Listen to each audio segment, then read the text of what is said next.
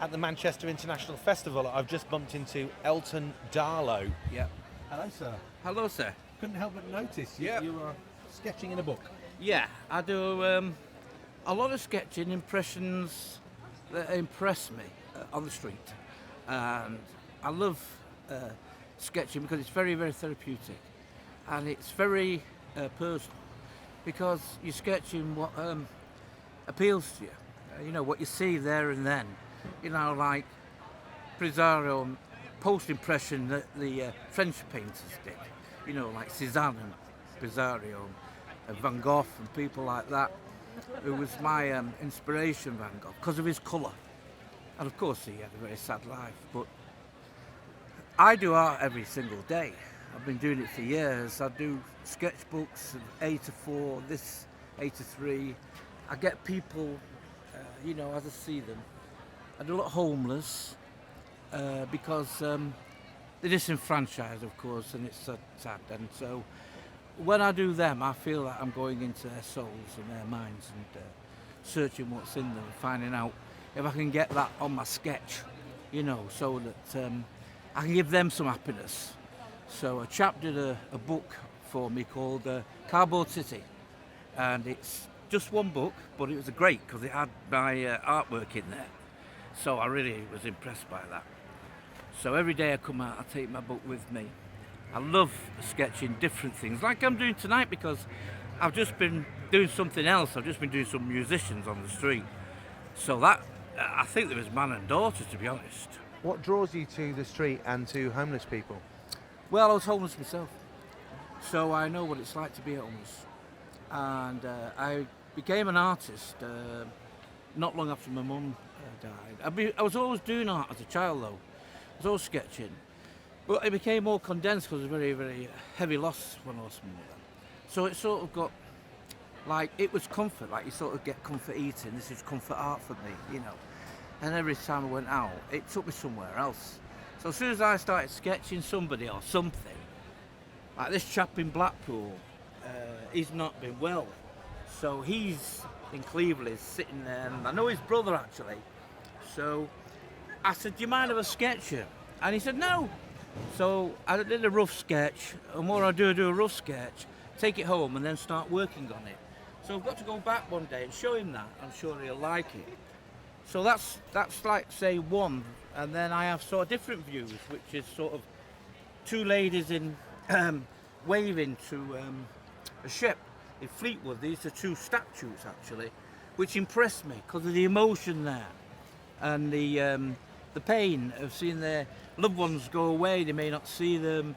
I like that, you know, that emotion, that drama there. I love the drama of it. And then I go back and I do the Metropole Hotel in Blackpool. I'm sitting there. It was actually raining. And I did the Metropole because that impressed me. People are living in there. There's stories being told in there. People enjoying themselves, bingo and what have you. And then I go somewhere else. I come back to Manchester. I'm in the library. I saw this guy playing the piano. But it was isolated and there was no one around him. So the isolation of that man is what drew me to sketch him. Of course, he didn't know I was doing it, of course. And then I did something I don't normally do. I did Abraham Lincoln, of course, you know that was Abraham. I don't normally do stuff like that, but now and again I do. And then this one was a chap in Stockport, and he's got an umbrella over him and he's singing, and it's raining. And I thought, what a marvellous thing, there he is with this umbrella over him. He's singing, I thought that's fantastic. So I sketched him, and then I'm having my foot done in the podiatric. In front of me are these three ladies. So I thought, I've got to sketch them. I couldn't help it. So I didn't want them to be, you've got to be careful, I'll tell you right now, you've got to be very careful when you're sketching people. Some are okay and some are not. These actually were all right, so I thought, get them in. They enjoyed it, I enjoyed it. And then Winston Churchill, which I've not really got that right, but you don't always get them right. And there's a chap sitting down in Manchester. Obviously, as you can see, one's going into the dustbin and I'm here. And then this is the place, Sale, Debenhams.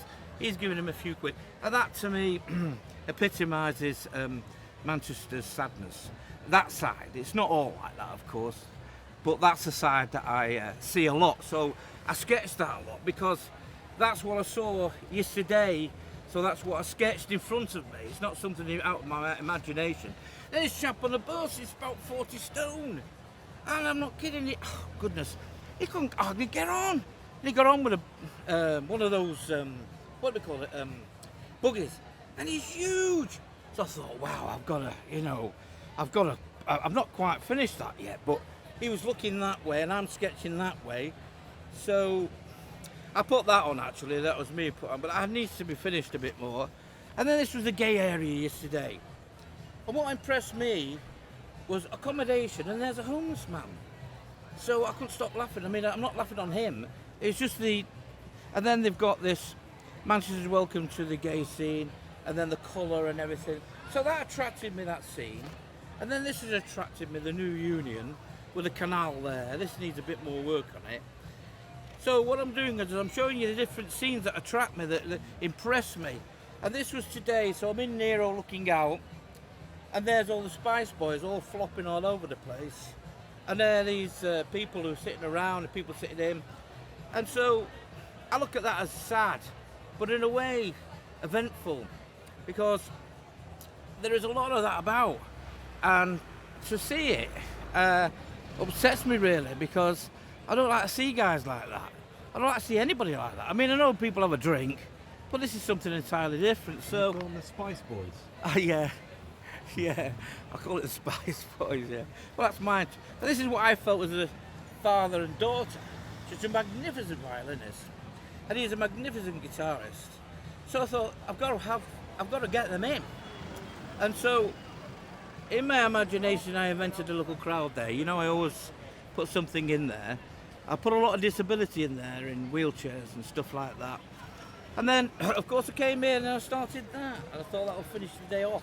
And that's just the scene behind us right now. That's right, that's the scene behind you right now. So does your art exist in notebooks alone? Or No, I had two of my paintings in London's Tate Modern.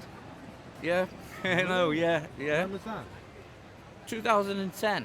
Yeah, it was in I got two in there, yeah, and it was a magnificent achievement for me. And it was put in by an American TV journalist. She saw me sketching in London and she was impressed. So she said, "Have I got any artwork?" Which I showed her. I painted an opera singer in Covent Garden. She's a magnificent singer. I love opera. You use paint for that? Yeah, I did. Yeah. Well, there's a mixture of paint and acrylic. It's all sorts of stuff. Sometimes I mix a lot of stuff in. I'm doing acrylic now, of course. But then I thought, wow, that's a big achievement. And then they sent me a book with my artwork in it, my name, and they sent me the actual book with it in, which is even great. So then I decided to paint Sir Alex Ferguson and his wife.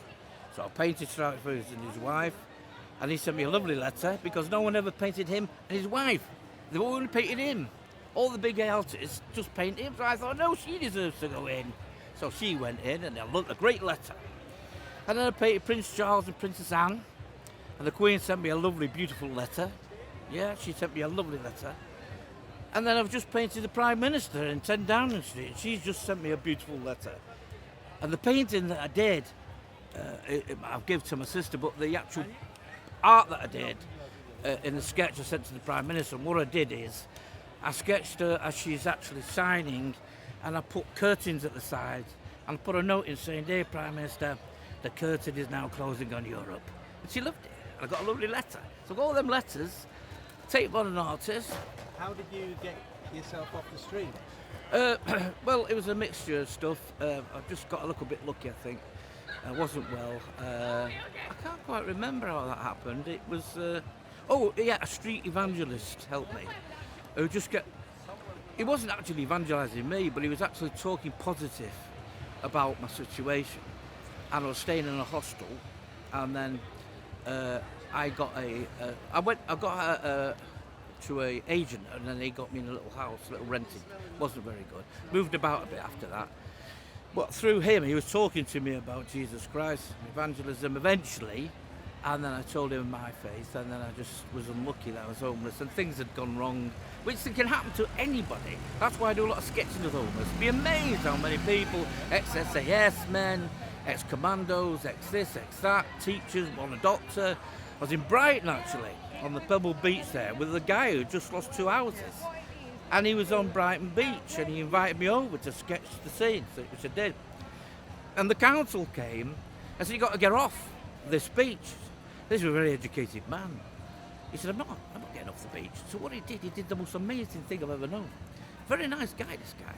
He went next door to this big, I forget, you'd know more than me, there's a special name for it. This big company owned it. And he said to them, "This is amazing." He said, "Excuse me, do you own part of that beach or all of it?" He said, "Actually, we do." He said, "Do you mind me staying there?" And he said, "No, do we?"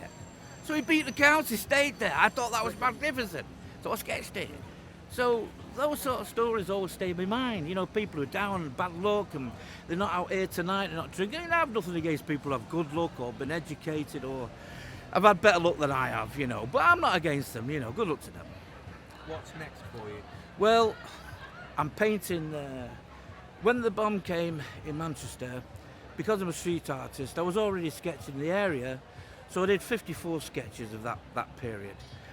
And the Granada TV interviewed me, and then the Billy Graham Evangelical Television Company in America interviewed me, and I went home, and I sat down, and I had a good think of what I'd done. I'd been there, and I'd seen all the emotion, all the pain and everything.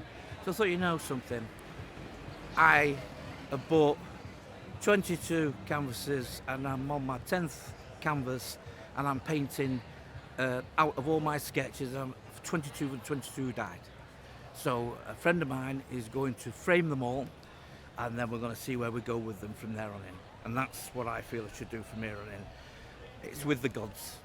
Do you have a website or anything? I'm actually on Twitter, on Outside In. What's your Twitter? This is what I'm saying. I have to tell you this. I'm still with the pigeons. I don't live in this world. People who do all this do it for me, like you're doing now. Oh, wow. They do Twitter, they put me on Outside In website. I'm on hundreds of things. If you go in now, you'll see me on them. And then you can go from there to there. I'm on Kingfisher website. I'm on something group put me on there. There's lots of people, So we just have to Google. Yeah, Google mine, and it all comes up. You get hundreds of things. So give us your name again. It's Elton, Darlo, Darlo. That's Elton Darlo. Darlo, yeah. Thank you so much for Yeah, your time. I hope that's okay for you. Really appreciate it. That's good. Thank you so much. I've enjoyed that too. Yeah.